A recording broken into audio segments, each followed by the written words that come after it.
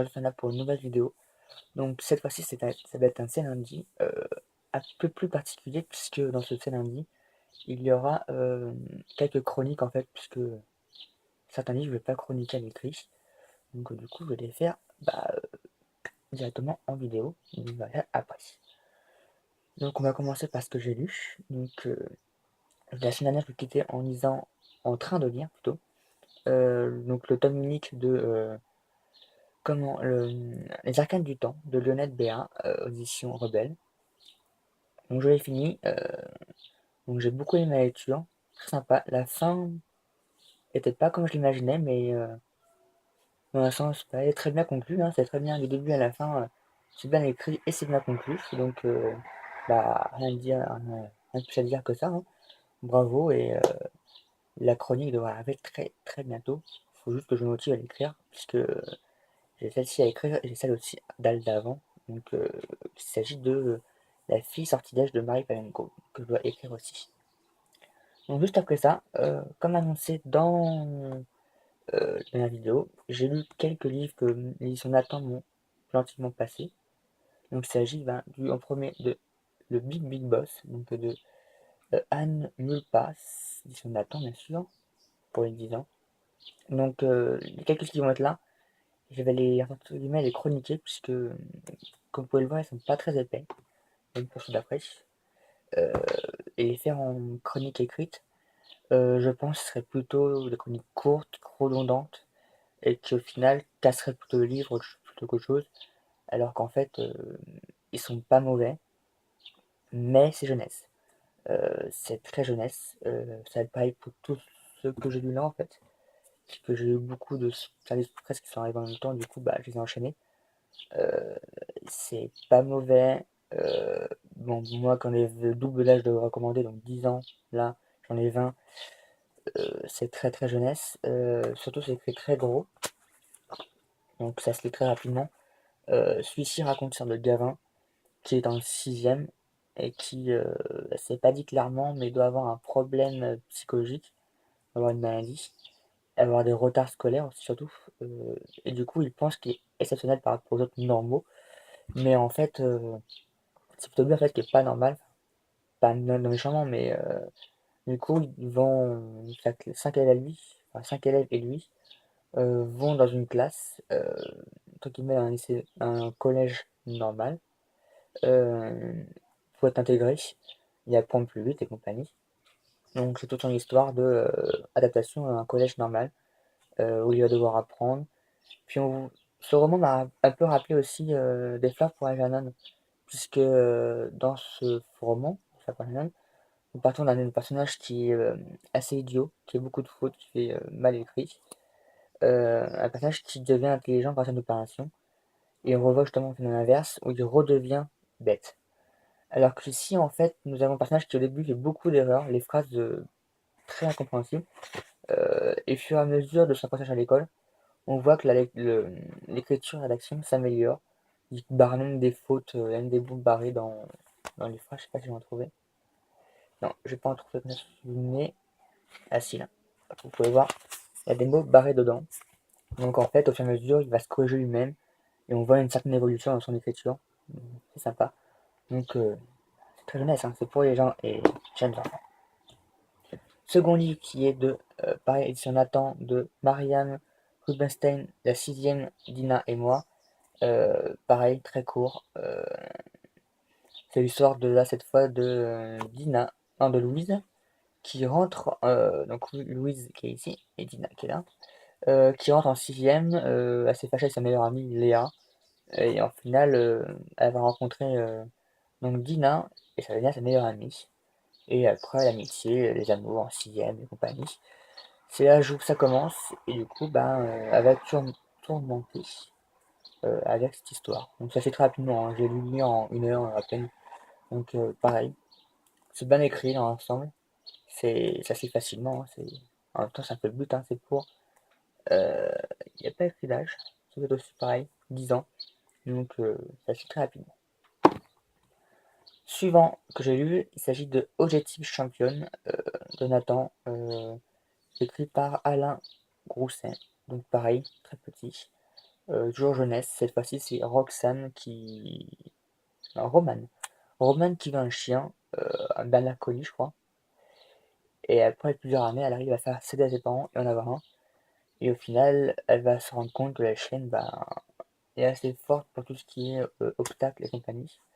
Du coup, elle va l'entraîner pour espérer devenir championne de France. C'est ça. L'agility avec son chien. Donc, on suit son parcours de début avec le chien, enfin le chiot, et qu'elle a voulu et qu'elle lui apprend à faire des figures. Mais pareil, c'est très jeunesse. Ça se très rapidement, hein, il n'y a pas beaucoup de vocabulaire dans les 3 livres où on bute. Hein. En même temps, heureusement, c'est pour les 10 ans. Ça serait un peu embêtant d'avoir des mots compliqués dedans. Hop.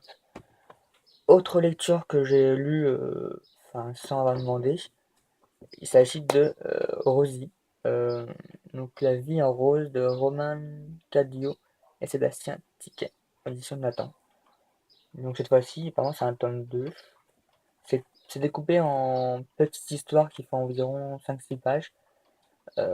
C'est bien représenté dedans. Les images couleurs, c'est très sympathique pour les jeunes enfants. Donc ça se lit rapidement, ça peut même être lu pour une histoire par soir en fait. Après les contenus d'histoire sont un peu bizarres parce qu'il y a des moutons multicolores verts qu'on a mis. C'est assez bizarre mais sinon c'est bien présenté, c'est sympa. Après les histoires bon pas forcément bien plus mais en même temps c'est pour les plus jeunes et je sais plus vraiment l'âge de lire ça en fait. Mais je pense que pour les plus jeunes ça peut être pas mal. Et bien voilà, pas de coupure puisque il s'est mis à pleuvoir. J'espère que ça ne va pas trop dans la vidéo. Et du coup, bah, j'ai dû fermer les volets parce que, enfin, les fenêtres, parce que sinon, après, il pleut à l'intérieur et ça fait inondation. Donc, j'aurais pu faire la vidéo en fait sous l'eau. Ça peut être cool. Mais, à mon avis, ça va être pas très pratique. Donc, livre suivant que j'ai lu, toujours édition de Nathan, hein, il s'agit de la famille trop de filles. De, là, cette fois, c'est le tome de la mère à la maison de Suzy Morgenstern et Claudia. Apparemment, il y a plusieurs tomes, apparemment, il y en a apparemment 5 parus. Donc, celui-ci est le sixième en fait. Pareil, ça se lit très rapidement, hein, c'est imagé, avec pas mal de texte. Donc cette fois-ci, c'est l'histoire de... d'ailleurs, celui-là est encore plus jeune, c'est pour les 8 ans. Mes premiers romans de la collection. Il s'agit cette fois d'une famille où il y a 7 enfants, avec 6 filles, d'où le titre qu'on a dit, hein, famille à trop de filles. Hein. Et leur mère est journaliste de guerre, entre guillemets, puisqu'elle est sur les terrains où il y a les guerres, les conflits. Et elle s'est fait blesser, et du coup, les filles et les petits garçons sont paniqués puisque leur mère est blessée, elle est à la télé. Elle se prend une balle en plein direct. Du coup, puis c'est bien s'ils montrent ça à la télé en fait. Normalement, quand, je sais pas, c'est pas en direct live, normalement c'est bizarre, hein. Euh, un peu violence gratuite à la télé. Ils font des cauchemars, c'est cool. Ou pas. Donc du coup, leur mère est rapatriée, du coup ils ont peur. Et toute l'histoire est là-dessus, sur la famille Arthur. D'ailleurs, le père s'appelle Arthur Arthur. Pauvre gamin à la naissance. Il a dû se faire clasher à l'école. Euh, du coin de cher. Mais bon, voilà, c'est très jeunesse. Hein. Comme d'habitude, ça se lit rapidement. C'est pour les plus jeunes en même temps, 8 ans. Donc, je pourrais pas dire s'ils sont mauvais ou pas pour les 5 livres qu'il y a là. Je les ai lus parce que voilà, enfin, pour les lire. Les références à lecture, du coup, comme je disais, bah, ça serait trop cassant. Puisqu'il y aurait, ce serait des chroniques trop petites. euh, Pas objectif parce que bah, j'ai quasiment le double, bah, j'ai même le double de l'âge requis pour avoir ces livres. Donc je pense que petit, il aurait pu me plaire, même si certains, je pense. Mais avec le recul, les histoires sont bah, pour moi pas assez complètes. Mais ça, c'est parce que j'ai l'habitude de lire des romans de fantasy et autres. Donc c'est trop jeunesse en fait pour moi maintenant. Mais je pense que pour les plus jeunes, ils pourront bien apprécier leur lecture. Et puis tout ce qui est système de couverture imagée, enfin couverture imagée, de pages imagées avec des textes et compagnie, ça peut aider aux plus jeunes envie de lire, parce qu'en même temps c'est pour les premiers romans, donc ça peut être sympa pour les histoires qui rapprochent aux petits. Voilà. Donc qu'est-ce que je les conseille? Bah je sais pas. Ils sont pas mauvais hein, du tout, mais c'est pas mon style de lecture. En même temps, heureusement, j'ai plus 8 ans. Dans un sens, heureusement. Autre lecture que j'ai faite cette semaine, il s'agit du tome 6 de Nisekoi, donc toujours de Naoshi Komi, édition Kazé, donc c'est la suite des aventures de Riku, Riku c'est Kingdom Hearts, rien à voir, de Raku et de Shitoge, qui poursuivent leur faux couple pour berner les deux familles, puisque des familles de mafia et de gang ne sont pas très copains. Du coup, leur solution, c'est de faire sortir les deux enfants ensemble pour pouvoir que les deux familles, entre guillemets, se tolèrent, puisque comme leur chef, enfin mini-chef, sont ensemble, du coup, ils font la paix. Donc, toujours essayer des aventures, hein, les tensions toujours palpables entre les deux personnages, qui peuvent pas se blairer, hein, malheureusement. Enfin, malheureusement, non, parce que sinon, ce serait beaucoup plus mou. Donc, toujours des conflits entre les personnages, c'est assez direct. Donc, si vous avez aimé les premiers tomes, vous aimerez celui-ci. Personnellement, moi j'aime bien, même si c'est un school life. C'est sympa, ça détend, ça change des shonen de sport ou de combat ou autre. Donc, si vous êtes intéressé par ça, je vous conseille d'aller lire la chronique du tome 1, qui est sur le blog depuis plusieurs temps. Hop, donc c'est tout ce que j'ai lu en fait cette semaine. Voilà, c'est à peu près tout. J'ai un peu décalé d'autres livres puisque je voulais lire des services presse, puisque j'en ai reçu pas mal cette semaine.